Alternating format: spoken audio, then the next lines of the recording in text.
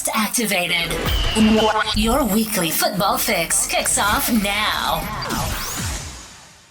You can follow the LFC Total Red Football Podcast on X, Facebook, YouTube, and TikTok. Total Red Football Podcast with myself, Kings, and my co-presenter and person to chat with tonight is Kev. How are you, mate? I'm all good, mate. Nothing beats winning a derby the way we do. It doesn't get any better. I don't know how we could have done any.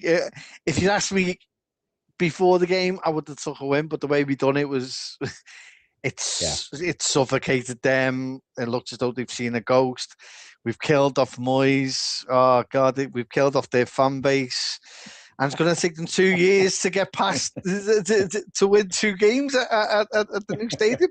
And the first goal scored as Mo. Oh, you couldn't write it. I'm elated. How are you, Kings? Are we all good? I'm pretty much exactly the same as that, to be honest. And we obviously are going to talk about the derby game. I quickly wanted to mention, tell people that myself and Kev met up at the Fulham game recently when I was up at Anfield. And it was obviously nice to meet up, Kev, in person. But we were just chatting off air about Rio Ngumoha, just watching him like live in the stadium. You see him on the camera and you think, God, he's talented. But he is a real talent for the future, that lad, isn't he? Oh, absolutely. John Terry has turned around and said he'll be a Ballon d'Or winner. He rated him that high when he was at Chelsea. So much so that we weren't allowed to go to any of the games and spot any of their players, scouting or anything like that. So he's a huge talent. And I'm happy that he's with us. He needs more minutes. And his confidence will grow. And you see in his play that he's just not a one-trick wonder.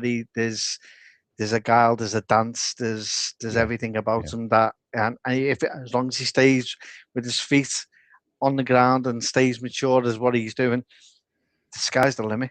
Honestly, there's no ceiling high enough for him. Yeah, I've said on the show before, I get tickets to Anfield as and when I can. So for me to see the youngster score, brilliant, because it was a fantastic goal. And I've probably seen my last goal from Mo Salah at Anfield, to be honest. So it's a bit of mixed emotions because obviously he's announced he's leaving, and I can see this season it isn't working out for him quite as he wanted, or anybody wanted, I suppose. Do you agree that they're just cancelling the contract, and potentially losing out on a transfer fee, but they're saving on wages? I don't know. How do you see it? I think it hasn't worked out the way people thought it was going to initially be. There is a very slight downgrade in his performances. Now, whether that's a personal thing with the way the coaching and the way the formation is being played, but he's taking matters into his own hands, which I actually thought Mo would. Mo does what Mo wants, and it's sad in a way that he is going, especially after you see how he performed in the derby at the weekend, and it will go. I'll be honest, if you don't replace him with the blockbuster signing, as it's been mentioned in the media, it has to be someone blockbuster, because you can't just replace Mo with an average bang out Anthony Gordon or something like that. It has to be blockbuster. It has to be one that you will be willing to pay. Covers for Zilia. It's got to be similar to that. At least say. I'm not saying that we'll be able to go out with them and get them, but that's the kind of figure that you need, because those numbers he's produced is similar to what Messi was at Barcelona and what Real Madrid had with Ronaldo. And it's very hard to get a generational player like that and replace him instantly. It's very, very impossible. So what we do is we don't try and replace Mo. We bring in a winger who's fast, youthful, but has the ceiling to go even higher if possible, and is blockbuster. And that's why it has to be someone of that ilk for me. I did see this Michael Elise from Bayern Munich. Do you think he's realistic that they could get him?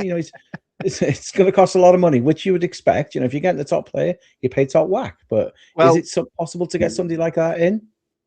To be honest, if you don't ask the question, you'll never know, will you? Now, I think what doesn't help Bayern is the fact the way when they celebrated winning the Bundesliga at the weekend, he didn't have the champions T-shirt on and was very nonchalant about that. Yeah. And that hasn't gone down well with the supporters. So, I'm probably reading into it a little bit too much, but, there's, Did he have a T-shirt with a little Liverpool crest on it then, was it? No. As far as I'm aware, he had hat scarf and badge top on underneath. I don't know. But for me, look, I'll be honest, there's different rumours. I listen to that Bayern speaks a bit much on X, and there seems to be a release clause that Bayern are trying to negotiate a contract with him, which he's refusing to do. So, there's no smoke without fire. I genuinely would think that he has to be the number one that we go out and get. There may be others that other people want, but for me, for what I've seen over the last couple of weeks, in particular, and what I've seen this season with Bayern Munich, he's a fantastic talent, and if you replace him for Mo, then you've got a similar person, hopefully, that can go on and emulate what, even if he has half the amount that Mo's done, you've got a player who can emulate that ceiling that is that needs to be replaced. Yeah, of course. Of course, since the Fulham game, PSG have come along to Anfield. 2 goals. I'm not going to dwell on this. Obviously, Liverpool now out of the Champions League, so the only thing they're playing for is the top 5, as we know it is now, because I think it's already been confirmed. I think that England have got one of the coefficient enough points to make a 5th place for the Champions League. So that is the only thing they've got to play for now, which is very disappointing. Obviously, after last season and the success of winning the league, it's dropped off so much that we've talked about quite a lot, obviously, over the season, that we're all disappointed.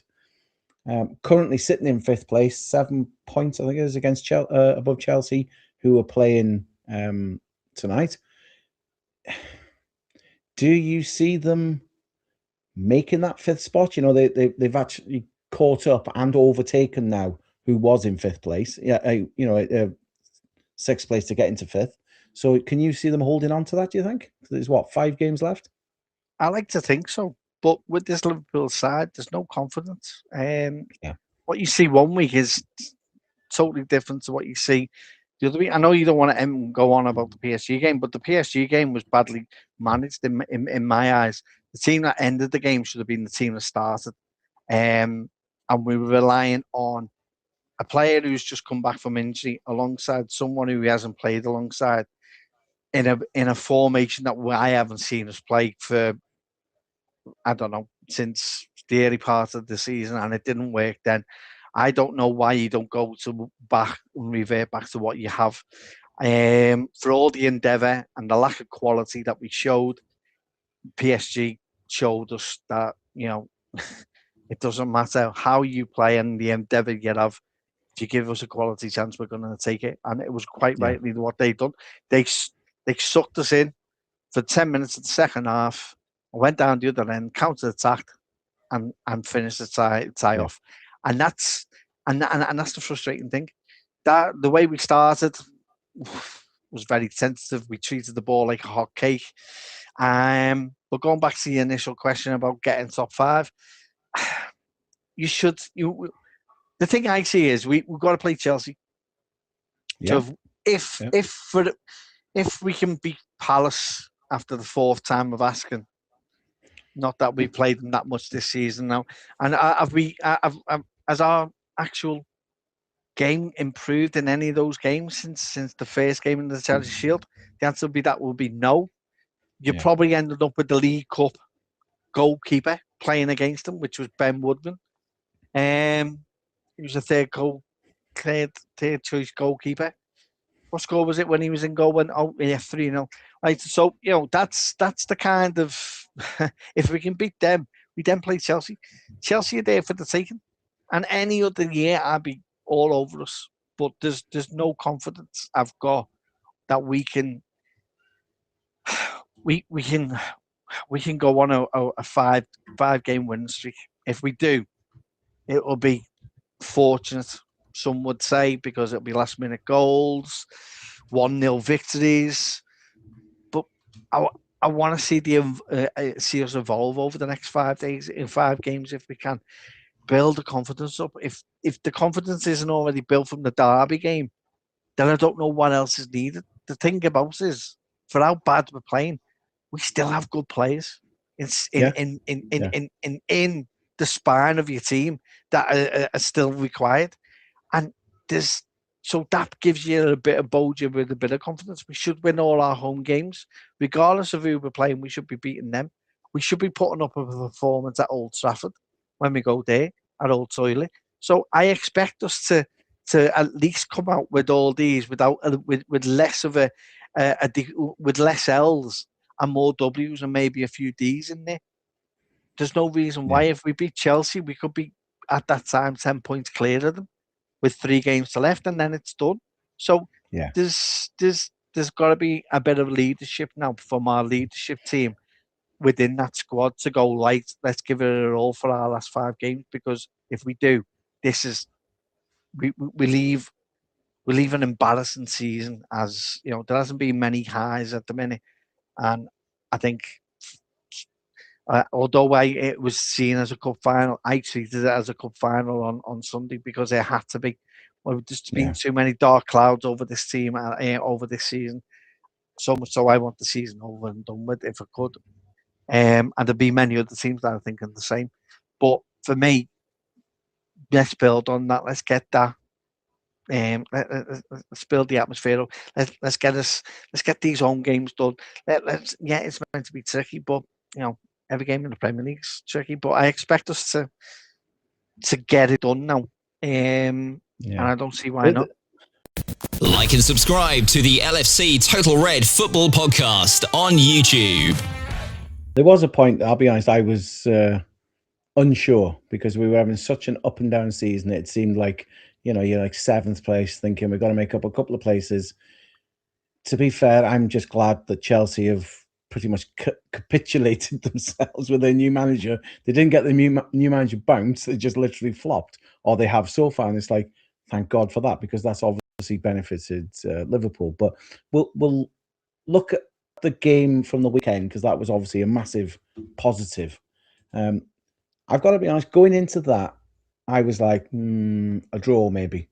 Of course, I always want to win, but I was thinking, right, away from home, not playing particularly well off the back of a defeat, you know, with PSG, and I was like, it's the Blue Noses. It's always different, isn't it? It's not just a league game, although it's just 3 points. You know, we know it's different.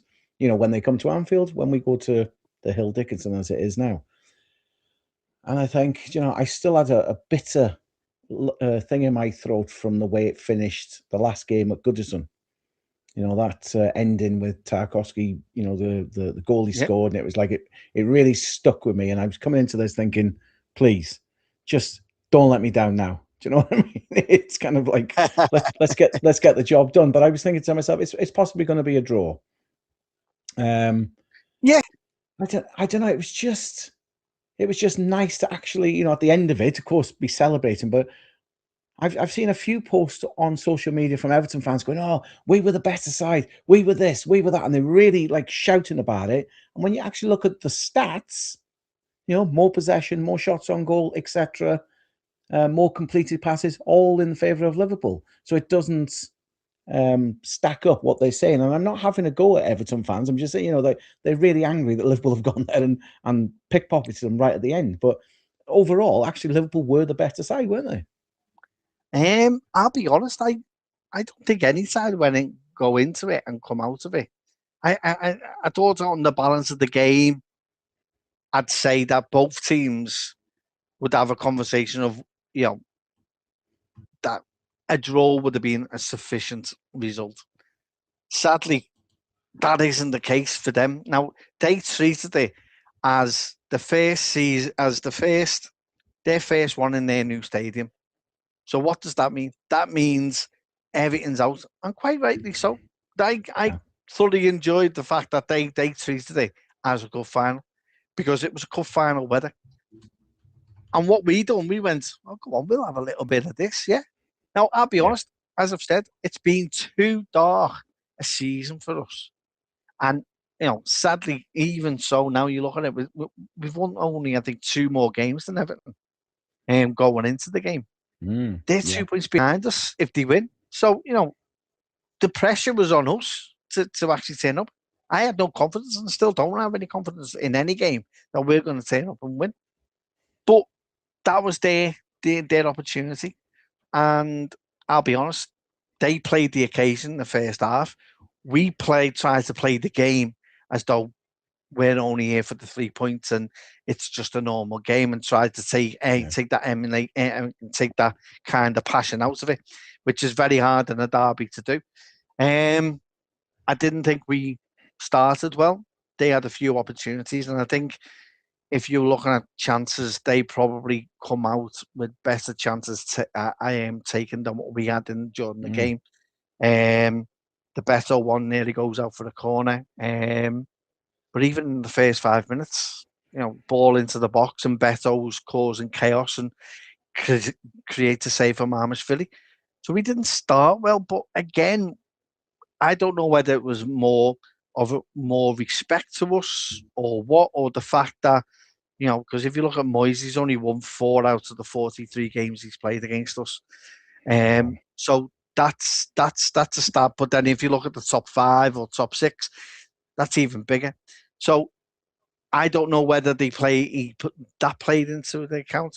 What I did know is that Beto started playing like he has done in a few games against Liverpool, causing chaos, playing on the back, on the shoulder, looking for those balls over the top. And the good thing about Everton have got is that they've got that Dewsbury Hall as well, who I thought would be a good signing for them.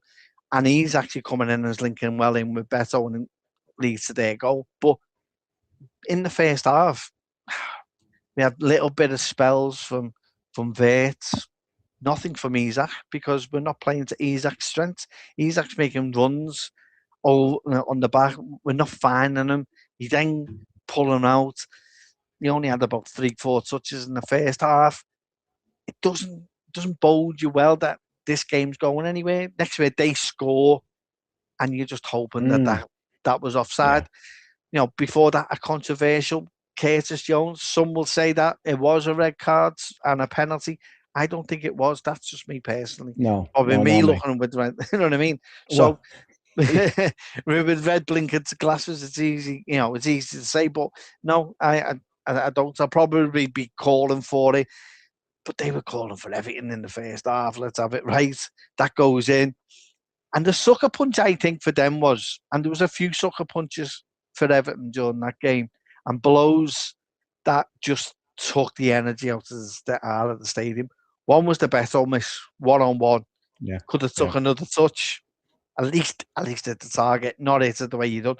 That took the energy out of them. The goal takes the energy out of them as well. That then gets caught, that's then called offside. VAR's involved. Then we go down the route that every Everton fan does. There's, Cavanagh's managed us, ref does this amount of times. We've only won one, blah, blah, blah. Who cares? Every team's got their own ones. So, it doesn't really matter to me. But it's within 90 seconds, we go down the other end. And we catch them in transition. They're transitioning to counter. That's why when Dwight McNeil plays that ball back, Gay's already left. Whereas if he keeps hold of it, but then if you look on the other side, you've also then got that, you've got the left back who's now in transition to move forward as well, because he thinks, this is forward, and everyone's out of touch. What you don't expect is Gakpo to get that ball and play that ball between, and how far that ball has to go, by the way, regardless if Everton players aren't there or not. But to have that actual pass to play that through to Mo, and Mo, I'll be honest, no one, he wasn't going to miss that. And Little Arms couldn't do nothing about it. So we go 1-0. That sucker punches them. And then, again, the game goes into a mid, and then it feels as though it felt like the game kept on resetting. They'll have a little go, we'll have a little go, then we'll reset. They were open to not concede before the second half for me. before the half finished. We should have done a bit more, though. Do you know what I mean? Gappo has a chance. That could have been a little bit better. Do you know what I mean? You can follow the LFC Total Red Football Podcast on X, Facebook, YouTube, and TikTok. I've always been against VAR. I don't like VAR. It does. There's lots of times for every fan who has to put it with VAR will celebrate a goal to have it snatched away, and that to me is the epitome of being a spoil sport. I understand why it's in for offsides, etc. And when they first said it, it was like, do you know what? This could be good. But I don't know. The way it's implemented in the Premier League, I have to put it bluntly, pisses me off because they are useless with it. Yeah. And, whether I wanted it to be offside when they first said, oh, we're going to check that goal now for offside. And of course, as a red, I'm sitting there going, yeah, it's offside. I don't even know if it, you know what I mean? I'm not even really looking at it. I'm just like, yes, it's offside. And of course, when he gives it, the red half or the red fans, they're all celebrating everywhere. And the blues all just go despondent because you've had that burst of energy. Yeah. You think, right, this is it in the derby. Yeah. And they get snatched away. And there is nothing worse than that feeling.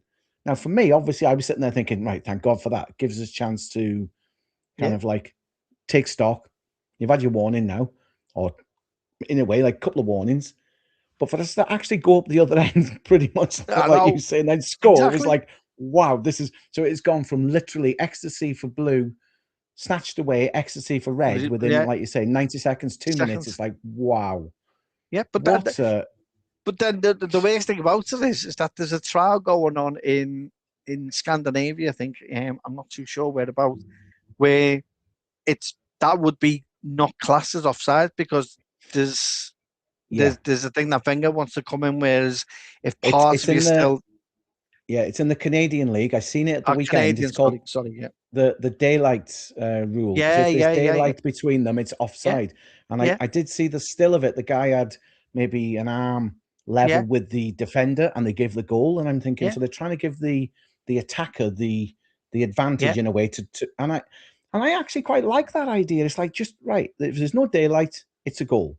Now I wouldn't have liked it on the weekend, but I understand what they're trying to bring in because they're trying to clarify it a bit better. Because your bootlace is offside is ridiculous. But that's not VAR's fault. That's down to the letter of the law. If part of your body that is initially that you can score from is offside, it's offside. Whether that's an inch or whether it's 6 millimeters, it's still classed as offside. So that's not VAR's fault. That's the law. So certain laws have to be looked at.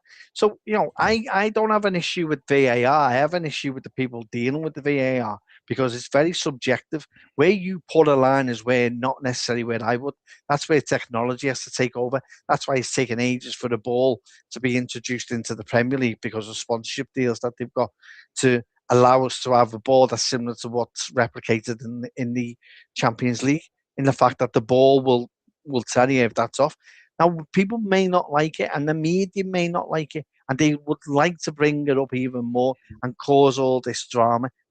That's not anyone's fault. That's the letter of the law. Until the letter of the law is changed, and hopefully it is, and I quite agree, if there's daylight, then that is classed as offside, regardless. So all these goals in the box from free kicks would still be allowed. It allows the attacking team to have some kind of advantage in that site.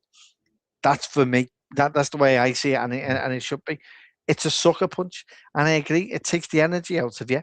You're then left dispersed, and then what even makes it worse is that we go down the other end and score a goal out of an individual error because of one pass gets played back in the wrong place, and that's what happens. But then the second half starts, and it's similar to the first half. We started all right.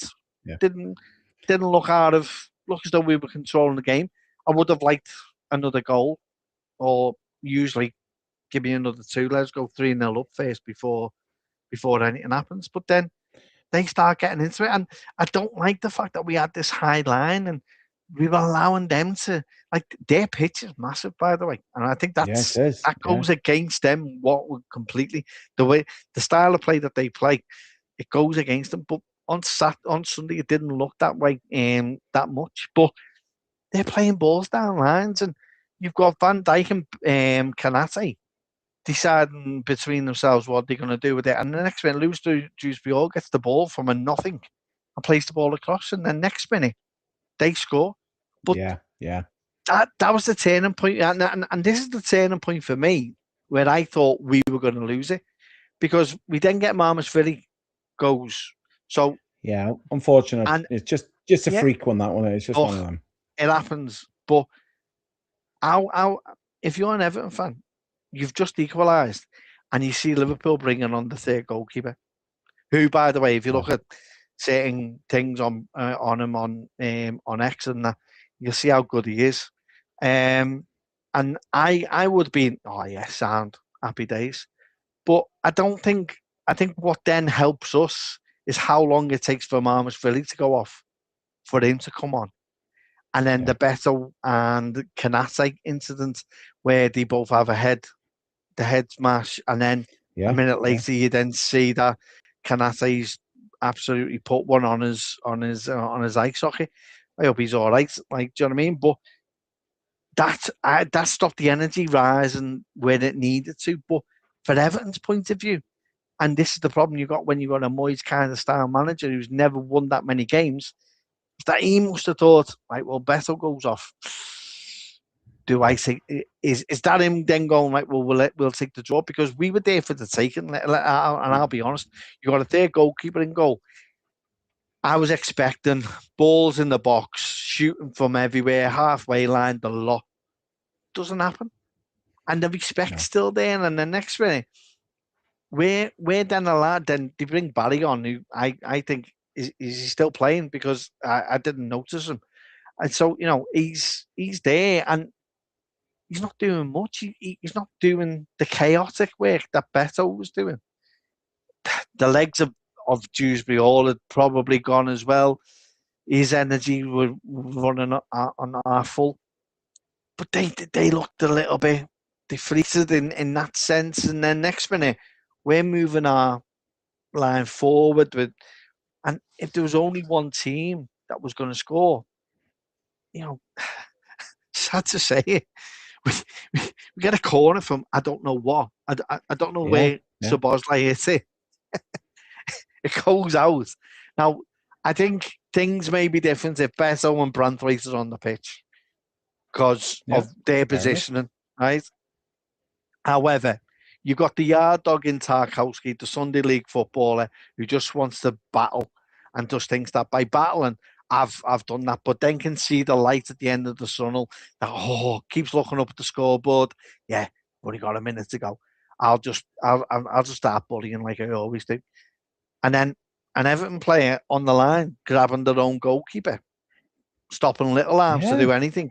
Do you know what I mean? I don't get that. Absolute madness. But then when you see Szoboszlai take, you've seen it yourself. I've seen it as well. As soon as Szoboszlai takes that, I know exactly where that's going. That's going on top of Pickford. So unless he's coming out for it, then I'm expecting someone to head it. And you just see Verge do what he done in the FA Cup game. Just rises above, bang, goal. And then that just sucker punched everything. That just took everything out. You look at Moyes' face. Even the commentator said it looks as though Everton fans have seen ghosts. And that's because it's just... And then you start thinking about it. Well, bloody hell, that's the 6th time we've won a derby like that. But why I'm so excited is because that's their first one in their new ground. And the first derby goal is Mo, and the first derby win is for us. So that means that they've got to, it's going to take them three seasons, if we don't play them in cup games, to beat us in the Premier League in a derby game. And that puts a big blow on Everton fans, because then, oh God, this was our moment. And Dye was the one, but sorry, but Whitney Houston went, and Dye, you can't go on the score. So, it's, do you know what I mean? It's just great. And I'll be honest, I treat it like a cup final, because it is a cup final for us this season. That's all I've got to live for at the minute. And, Everton fans may say, well, what have you won this season? 2 derbies. There you go. That's all I want to win. That's all we could do. The LFC Total Red Football Podcast is available wherever you get your podcasts from. Also available on your smart speaker, or you can watch us on YouTube. I think from my point of view, like I said at the beginning, I was nervous thinking, well, after the PSG game, has it come at the wrong time? Because playing Everton is always, difficult in a derby game. I now look at it and think, well, of course, the result went Liverpool's way. And I think, actually, it possibly come just at the right time because of the way it finished and the sucker punch that was provided and the relief that Liverpool players have got. They will have belief, hopefully, now going, right, we've got 5 games left. We're 7 points ahead of Chelsea. Let's just finish the job, get it done. Happy days. So I'm hoping that really they come out of that now and just go, right, there we go. Just push on for the last few games. So I really do. I mean, just the way it finished, I've seen the Blue Noses whinging about how much time was added on. It was like, well, at the end of the day, it was a huge injury for the goalie. There was an injury with Kanate. And I think didn't he say, was it 10 minutes or was it 11 he put up? It was 11 minutes. Yeah. And it wasn't even in the last minute. It was in the it was in the 10th minute, I think he scored, didn't he? Yeah. So it's like, well, we hadn't even. They still had time to go up the other end and score. And they couldn't do it. No. There's no chance. No, the game had gone by then. Yeah, absolutely. I think they were playing for the draw, and that's the problem you got with that mentality. I think what hurts more for Everton is, if we're being truthful as Reds, that wasn't our best 11 for the derby game. No. And if there was ever a team that was there that could be got at, it was us. And they couldn't take it. And for the second time this season, they've been unable to find that kind of inner self. I think what it shows is the lack of quality players in certain positions that they are seriously missing to be stand against us, even in this way. And the fact that they rely too heavily on players who've played far too many games. There's too much trust in certain players. I was expecting someone to be playing alongside Beto, who could, with Dewsbury Hall just behind him, because with all his endeavour and his chaoticness, he needed someone alongside him who could actually help him out and assist him. And I'm not saying that Beto's a quality player, but he's proved against us, especially when he plays against Kanate and Virgil, he's up for it. And if you don't match him, he will have his moments. And he did create moments. I think the worrying thing is for Everton is that they lack the quality up front that can see them scoring. They're probably missing a Yakubu kind of player, or one of those old players that they had. They're missing 2 defenders, right back and a left back, who can actually play and get forward. And the squad depth is not as big, and the leadership on the team to continue to go. That mentality of just giving up that comes from the manager isn't good enough. I mean, you're not going to win against the top sides, because we'll just keep going like we always do, regardless of how the games go, and we'll still fight to the very end, because the game lasts not the 78th minute when you decide that's when it should go. But it's actually the full 110, 112, 115 minutes, however long it's getting played, and we'll always battle to the end. Ask West Brom. We even bring goalkeepers up to score. Do you know what I mean? That's what we got. It's like Barcelona turning up at 3-0 up and thinking, that's it, we've won. Do you know what I mean? Do you know, I watched a TikTok video today. I got to be honest, this is just admitting how sad, just because, though, it was 10 minutes long and it was all Liverpool, like last couple of minutes, injury time winners. And I just sat there for 10 minutes just watching it, just smiling to myself. And it included everything. It was like, there was FA Cup final with Owen, all, the Origi with the header against the bar against Everton. It wasn't necessarily just Everton games. It was just all these, that header against West Brom was in it. And it was just, I just sat there smirking to myself for 10 minutes, just like, I like this. Yeah, it's pretty good. Yeah. But then you looked at that, that's the mentality you need. And that's what, and that's what helps you. They'll probably end up getting there at some point, but it's the fact that it's the face for everything. There's the face for this, the face for that, the face for that. And everything's just gone Mo Salah and Liverpool win 2-1. And that's there for the rest of their lives, unless they decide, well, we've had enough of this stadium and we want to dodge the rent on this and we'll move on to another place. You never know with Everton, do you know what I mean? But, it's... I think they need to get out of the psyche as well of, whatever our failure is their actual, me mate articulated it very well. And it just summed up Everton. And it's that mentality of look after yourself, identify with yourselves and win for yourselves and take all your expectations away from ourselves. Yeah, have them there for the derby, but it's not the be all and end all. You should have more than that. And you should be wanting your team to be doing a lot more than what they are doing. You know what I mean? So, but look, if you're asking me, I've had many of these down the years. It's great. But then you look at us, we've had them all the time. Lovren against Borussia Dortmund in 2016.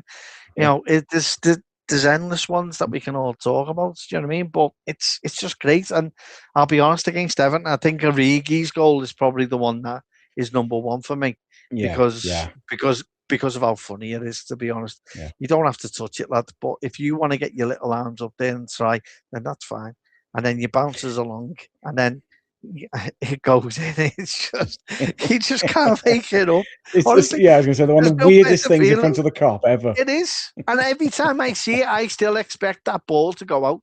Every time I see it, I don't expect what happens, and it's. I'll be honest. If I'm on the other end of it, I would hate playing against us because of that. And I know a few Everton fans will probably be seeing that corner anyway and thinking they're going to do it again, aren't they? Because you got Gary Mack who done it last minute free kick at Goodison on over the Easter period. That goes in, we win that. Honestly, there's that many of them. You know what I mean? 6 against Everton.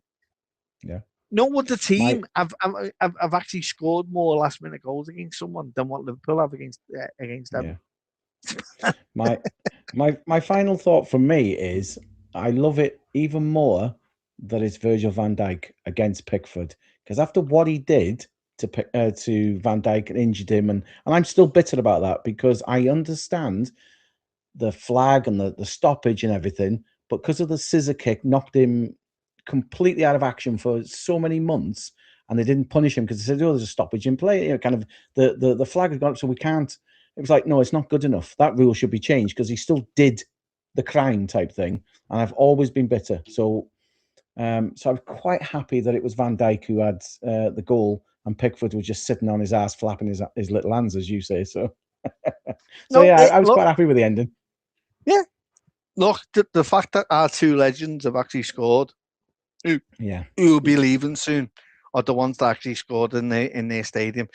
Says it all for me. It just shows the legend of this club. And what I liked is when Robbo turned around and said that, I was walking up with Mo, or we were talking before the game, and he was like, "Yeah, let's go out and enjoy this." Do you know what I mean? And they both did. Do you know what I mean? Yeah. And that's what I want to hear for the last 5 games between with our leadership team within the squad, and go, right, let's give it our all. Come on, last 5 games, let's give it, and let's see what happens. Yeah, and if we end up in the Champions League place, then we end up in the Champions League. But I won't be happy with just that. I'll be frustrated. No, of course. Yeah, I understand that. You're listening to the LFC Total Red Football Podcast. Now, you talking about Andy Robertson, I'm going to just throw a couple at you before we round up talking about Crystal Palace. First off, Andy Robertson, obviously, he's come out. He's leaving at the end of the season. Been a fantastic signing. What was it, £10 million from Hull? He's been a servant and a half for that kind of price. He's been brilliant. Obviously, not been in the side as much because of the signing of Kirkes. If if the rumours are true that he's leaving and they've got an understudy coming back, that I know he's your favourite, Kostas Tsimikas. I don't know if that's going to happen. That's been the rumour for a little while. Coming back off loan from Rome, and he's going to be understudy to Kirkes. I mean, disregard that because I know it'd be full of expletives. What's your thoughts on Andy Robertson? You know what I mean? He's been an absolute legend at the club. And that, you know, they do band that word around for some players sometimes lightly, but not for him, I don't think. No. You look at a player who, alongside Trent, made the most assists from left back and right back. And for that period of time, he was outstanding for us.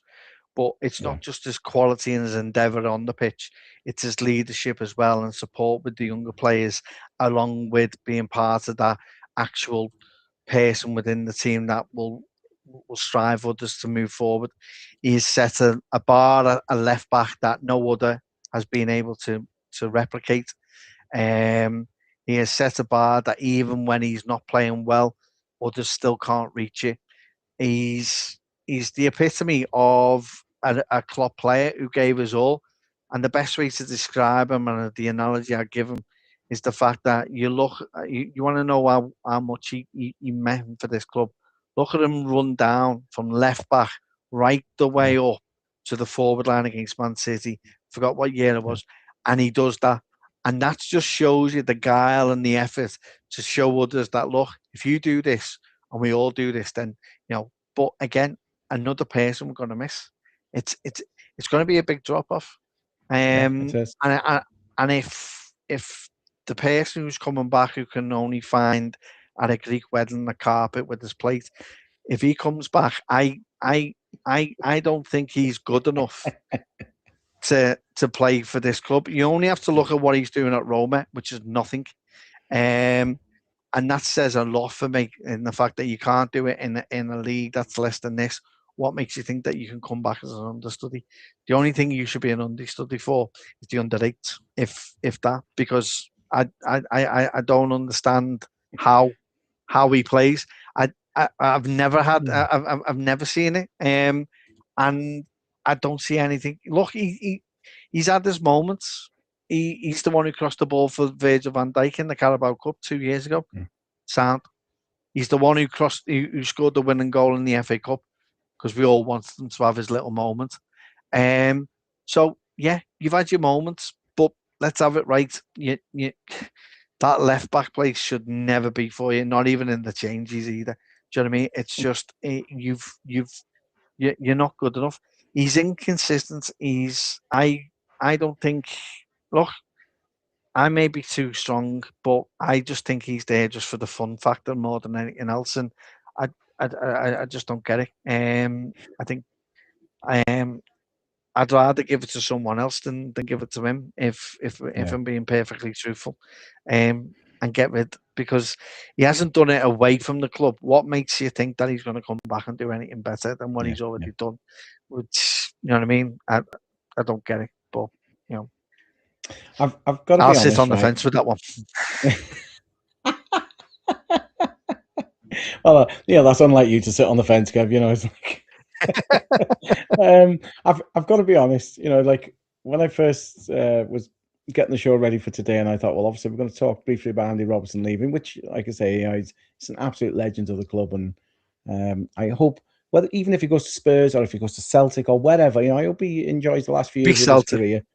Yeah, I'd love it to be Celtic, because I think that's where he would fit in, and I think he'd love going. You know, being from Scotland, and he'd go to the World Cup, sign for Celtic. I think it'd be a dream come true for him.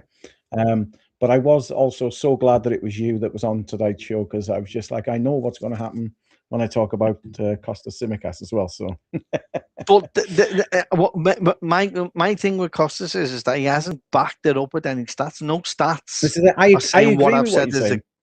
Exactly. So there's nothing out there that I'm not saying that isn't, that people can't go and look at. Roma are unhappy with him. He hasn't even played because he's that bad, and yet we're going to bring him back.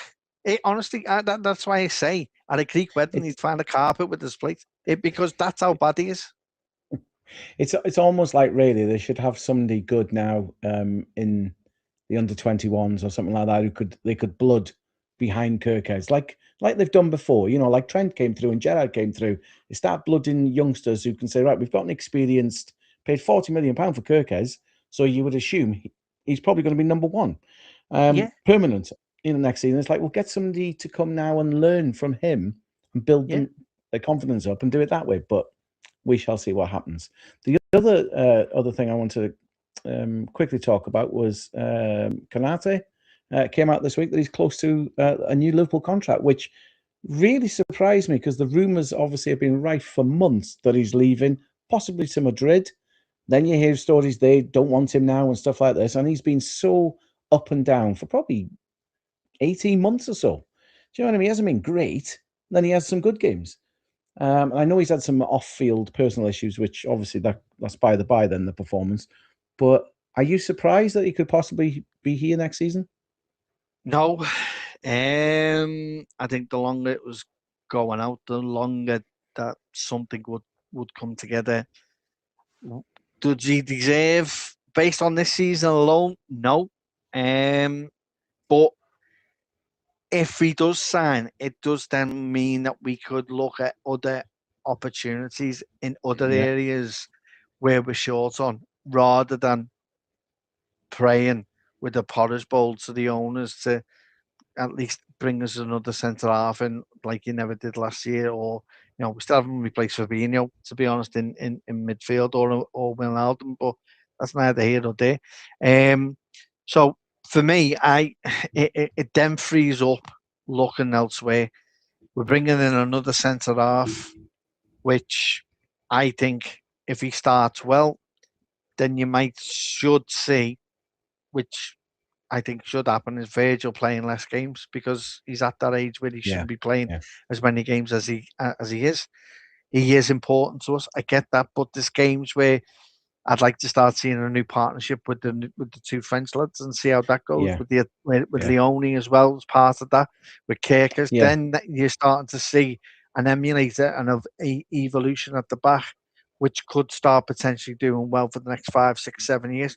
So there's potential there for us to see that and evolve that, and Virgil being part of that. You only have to look at the two young players we've got, Leone and Duque. They're both 6'4", built like I don't know what. Leone looks like he's Superman when you look at him on the he does pictures you see. Yeah, he was so unlucky with what happened, and I can't wait for him to get a good run now. Obviously when he comes back, get back to full strength, and I think even I would say yes to him. You know what I mean? Yeah, he's a good-looking lad. But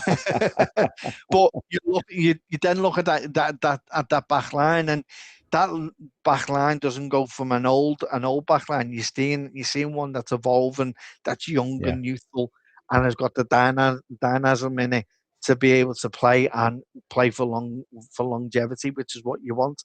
And then that frees us with the mindset then to look at elsewhere. What's happened to Besic? You know what I mean? I don't think he's ever going to play, to be honest.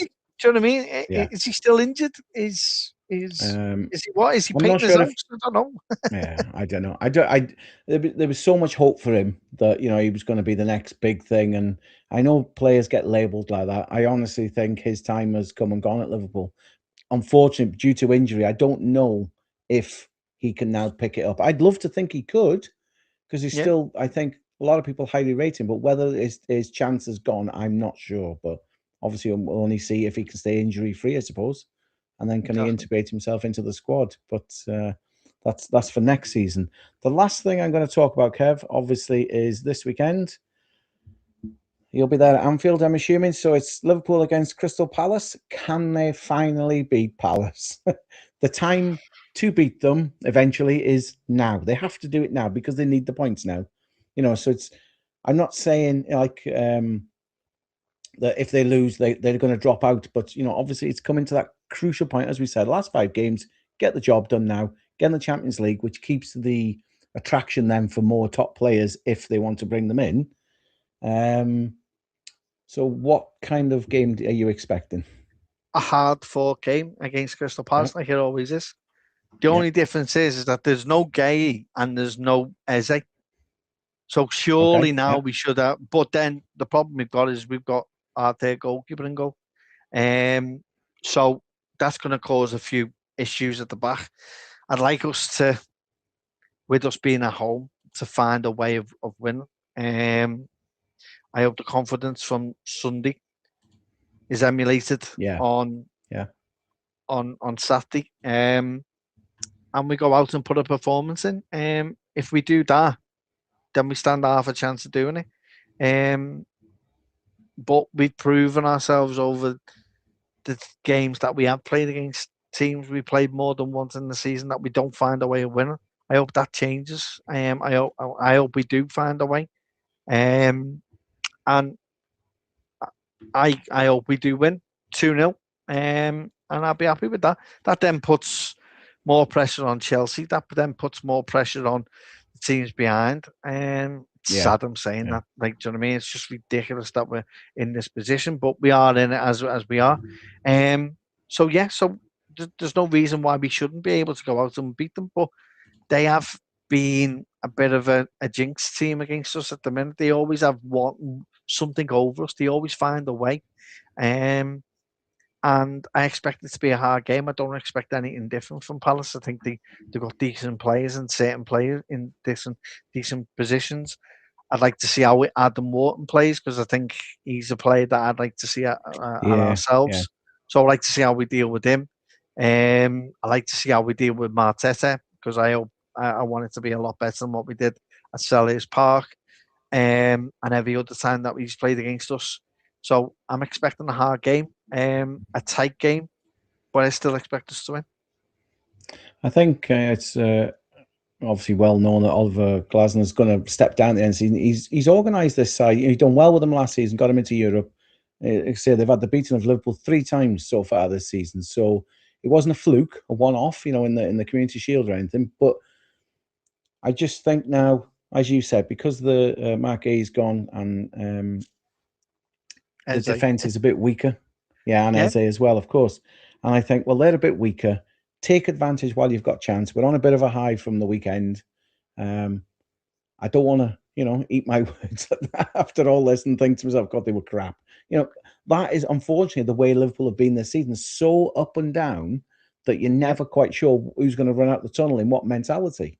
And our home crowd, I would like to think the Anfield crowd will get them over the line and we'll get a valuable 3 points, and then we can move on from there before the big game, obviously the following week against them. What game's that? The Old Toilet one? Yes, that one. Yeah. Yeah. I can't even say that. I have to wash my mouth out. It's like. Oh, look! At the end of the day, we've got to play them twice a season. Do you know what I mean? So I.